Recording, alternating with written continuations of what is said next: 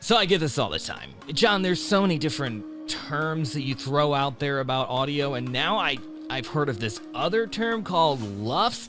What on God's green earth is LUFS? Well, for those of you who want to get a little nerdy with me, LUFS stands for Loudness Units Full Scale. And it's a term thrown around in audio that basically means how loud your stuff is, if you were to really simplify it.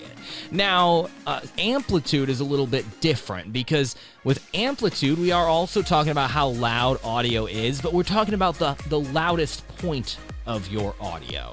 So your amplitude would be different than your LUFS. Your LUFS, however, is an averaging of those points to show you exactly how loud your audio is perceived to an audience. So that is a slight distinction, but your amplitude will likely not be your LUFS. Now, LUFS is also important for audio producers who are putting out podcasts or audio books especially, or voiceover professionals, because you really want to know what level approximately the type of content you're creating is best received. Because if you're putting, say, an audiobook out on Audible and somebody's listening to a particular book and then going to yours, you don't want your book to be overwhelmingly different than the audiobook that they were previously listening to. And that's why Amazon actually has, and Audible has, some standards that you have to meet to post an audiobook, and some of those are loudness units full scale. Same thing with a podcast. You've heard a podcast, right, that's like really quiet, and then all of a sudden you